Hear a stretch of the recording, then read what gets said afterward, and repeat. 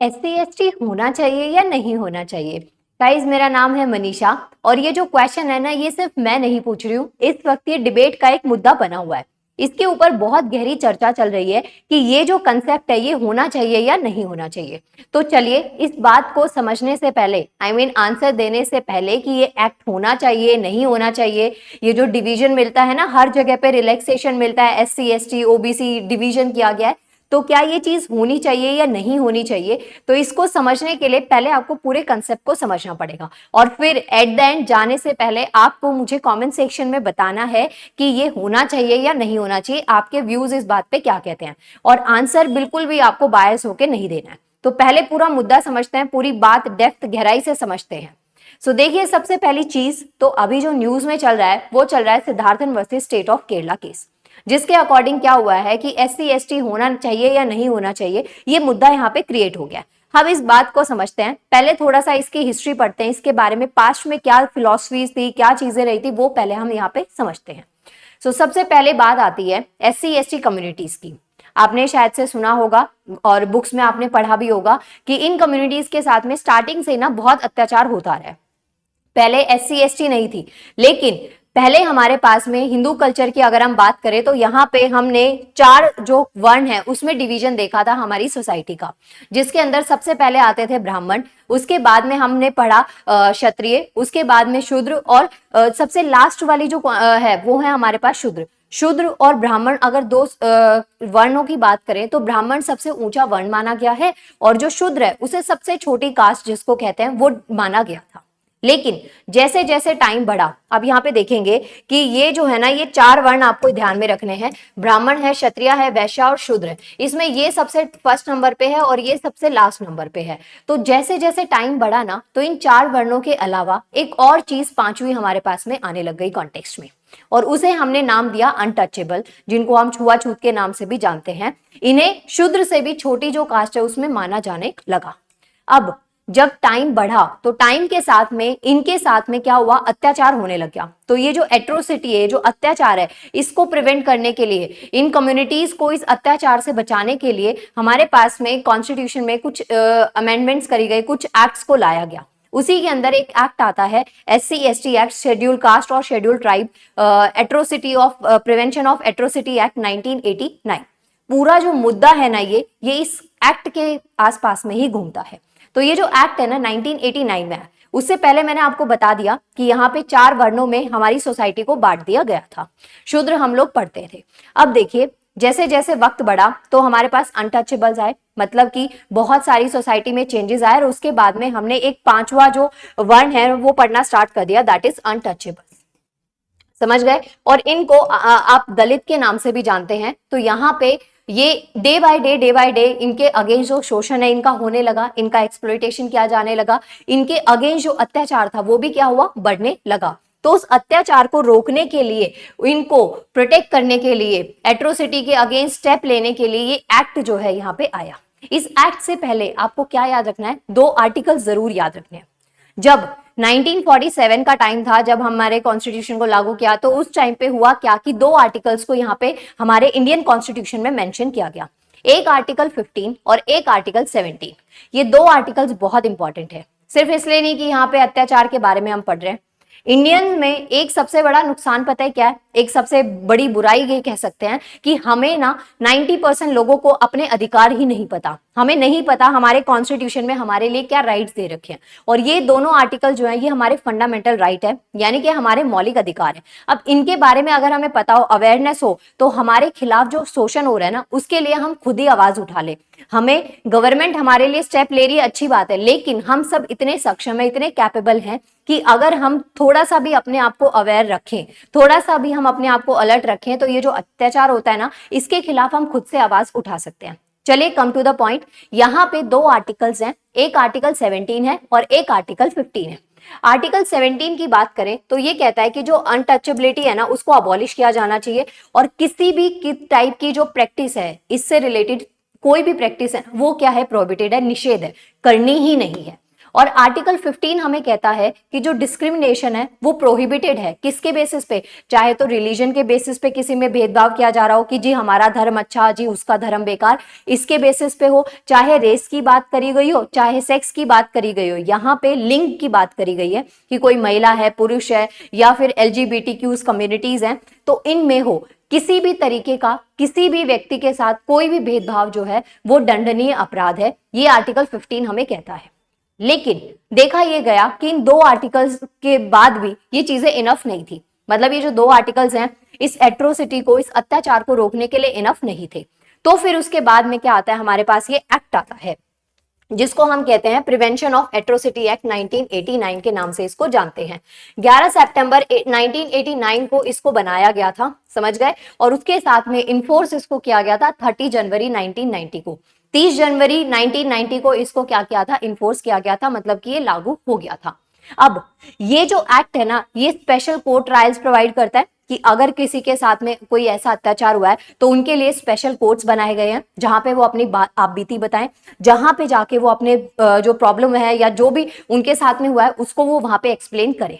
उसके साथ साथ में रिलीफ और रिहेबिलिटेशन जो है ना वो विक्टिम को ऐसे ऑफेंसेस में प्रोवाइड करवाए जाएंगे। मतलब कि ऐसी सिचुएशन होती है कि गांव से बाहर निकाल दिया जाता है, ओके, या फिर उनके साथ बहुत अत्याचार हो रहा है, तो ऐसे सिचुएशन में उनको रिलीफ प्रोवाइड किया जाएगा, शेल्टर प्रोवाइड करवाया जाएगा और जो भी उनकी बेसिक रिक्वायरमेंट है उसको फुलफिल किया जाएगा।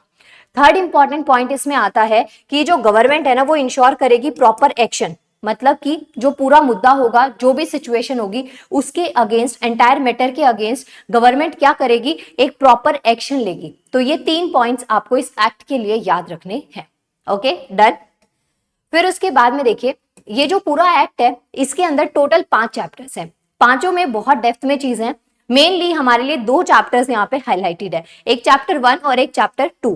तो ये जो 2 चैप्टर्स हैं इनके बारे में आपको पढ़ना है। जैसे चैप्टर 1 ये कहता है कि ये जो लॉ है ना ये पूरी कंट्री में इसको पास किया जाएगा, और सेकंड चैप्टर ये कहता है कि कंप्लीट डेफिनेशन जो है ना, किसी भी तरीके का जो अत्याचार है वो सहा नहीं जाएगा। समझ गए? अलग अलग अत्याचार की यहाँ पे डेफिनेशन आपको दे रखी है, उसके बारे में डिटेल इंफॉर्मेशन हमें चैप्टर 2 के अंदर दे रखी है। तो ये 2 मेन चैप्टर्स हमारे पास में इंक्लूडेड हैं।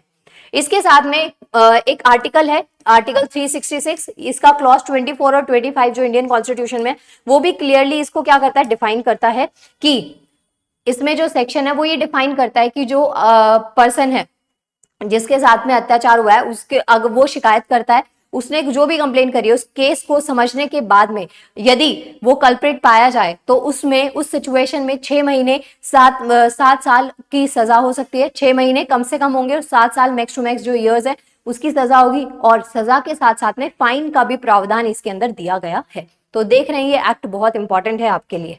समझ गए? अब जैसे पहले हमारे पास 4 वर्ण थे, फिर उसके बाद में वक्त के साथ उनमें अमेंडमेंट होना बहुत जरूरी था। ऐसे ही हमने ये देखा कि जैसे जैसे टाइम जा रहा है ना तो ये जो एक्ट है थोड़ा सा फीका पड़ रहा था, तो इसमें क्या किया, अमेंडमेंट किया गया। अमेंडमेंट जरूरी होता है, वक्त के साथ में जो जरूरतें हैं ना वो चेंज हो जाती हैं। अब आप देखेंगे बहुत सारे जो एक्ट आता है वो साइबर थ्रेट के रिलेटेड आते हैं, AI से रिलेटेड आते हैं। पहले ये चीजें नहीं थी, सोचा भी नहीं होगा आपके पूर्वजों ने कभी ऐसा कि हो सकता है। आज की डेट में हम टेक्नोलॉजी को इतने खतरनाक तरीके से देखते हैं, तो इसीलिए जैसे जैसे जो एक्ट पहले बन गए थे उनमें वक्त के साथ में अमेंडमेंट करना जरूरी हो गया था। तो यहाँ पे अमेंडमेंट करी गई इस एक्ट के अंदर, जिसके अंदर इंक्लूड किया गया कि यहाँ पे किसी से भी आप मैनुअल स्कंजे फोर्सफुली नहीं करवाएंगे। जैसे कि नाले साफ करवाना, गटर साफ करवाना, आपके घर में कभी ऐसी सिचुएशन हो जाए या फिर नाले साफ करवाने आप किसी को पकड़ के लाएंगे कि पैसे चाहिए, उसे जरूरत है, आपने उसको दे दिया, आप लेकिन फोर्सफुली ये नहीं करवा सकते कि ये तेरा काम है, ये तुझे करना ही पड़ेगा। इस तरीके का फोर्स या प्रेशर हम किसी के ऊपर भी क्रिएट नहीं कर सकते। पहली चीज तो ये आपको यहाँ पे याद रखनी है, ठीक है। दूसरी चीज कि यहाँ पे जो इन्वेस्टिगेशन होगी, पूरे केस की, मैटर की जो इन्वेस्टिगेशन होगी, वो DSP रैंक से नीचे का जो अधिकारी है वो इस इन्वेस्टिगेशन को नहीं कर सकता है।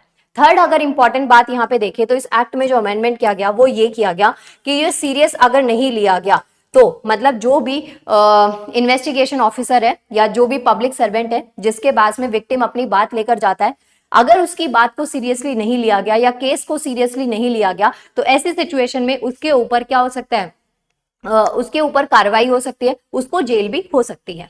नेक्स्ट आपके पास में पॉइंट्स आते हैं यहाँ पे अरेस्टिंग, और ये सब इंपॉर्टेंट है, ठीक है जी। अब यहाँ पे कुछ हमारे पास रिपोर्ट्स हैं, ये एक स्टैटिक डेटा की फॉर्म में आप इसको यूज कर सकते हैं। ये रिपोर्ट दो तरीके से है, national commission of schedule caste और national commission of schedule tribes. इसके अकॉर्डिंग ये डेटा है कि ये जो एट्रोसिटी है, जो अत्याचार है इन ट्राइब्स के ऊपर, ये क्या है, बढ़ती हुई जा रही है। तो यहाँ पे एक डेटा पब्लिश किया गया 2019, 20, 21 का, जो मेंशन करता है SC ST लोगों के अगेंस्ट जो एट्रोसिटी है, अत्याचार है, वो क्या है, बढ़ता ही जा रहा है। तो इसको आप यहाँ पे हाईलाइट कर सकते हैं और ये काफी इंपॉर्टेंट है। यहाँ पे कुछ केसेस आपको दे रखे हैं, जैसे कि 10 साल की एक दलित बच्ची है, उसका अपहरण करा, मुंह में उसके कपड़ा डाला और फिर उसका रेप हो गया। तो ऐसे बहुत सारे केसेस से न्यूज़पेपर की हेडिंग्स बनी हुई हैं, पूरे न्यूज़पेपर इन तरीके की हेडलाइन से जो है वो भरे हुए हैं। तो आप यहाँ पे इनको केसेस को यहाँ पे याद रख सकते हैं। उसके अलावा गवर्नमेंट का एक डेटा है जो कि कहता है कि 0.6% केसेस है ना, वो ट्रू होते हैं ड्यूरिंग ट्रायल। मतलब ये समझिए, अब ना इस एक्ट का कुछ लोग नाजायज फायदा भी उठा रहे हैं। कैसे?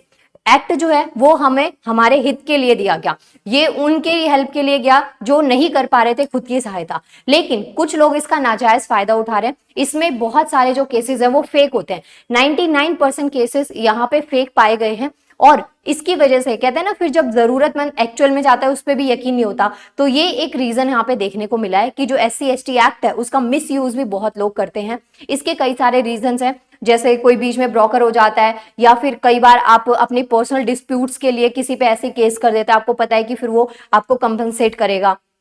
कई बार आप अपनी जो दुश्मनी होती है उसको निकालने के लिए भी हम इस तरीके के जो स्टेप्स है वो ले लेते हैं। तो यहाँ पे मोस्टली जो केसेस है ना वो फेक पाए जाते हैं, ये आपको ध्यान रखना है।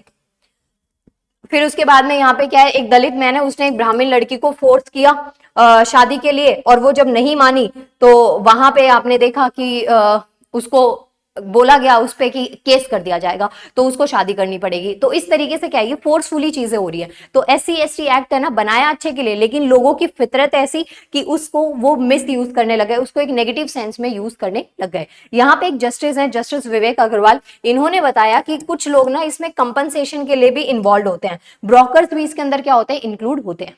तो ये ओवरऑल एक मुद्दा है, ये एक ओवरऑल बात है जो आपको यहाँ पे समझनी है इस एक्ट के बारे में। ठीक है, डन एवरीवन। और अभी जो मैं आपको करवा रही हूं ना, इसके पीछे का रीजन ये है कि मैंने आपको कल एक केस समझाया था, Siddharthan versus state of Kerala, जहां पे दो लोगों में लड़ाई हुई थी और केस जो है वो कोर्ट तक पहुंच गया था। तो वहां पे जो शिकायत करता था उसको क्या हुआ, एंटीसिपेटरी बेल जो है वो दे दी गई थी। तो इस बात पे ये मुद्दा उठा था कि ये जो SC ST एक्ट है इसको होना चाहिए या नहीं होना चाहिए। बहुत लोग इसके पक्ष में थे, कोर्ट का जो फैसला है इसके पक्ष में थे कि ठीक है, अच्छा हुआ। बहुत लोग इसके अगेंस्ट में भी थे। तो आपकी क्या राय है, आप क्या कहते हैं इस बारे में? Just let me know in the comment section. Thank you so much. ऐसी और इन्फॉर्मेटिव वीडियोस के लिए आप हमें फॉलो कर सकते हैं। Thank you so much everyone.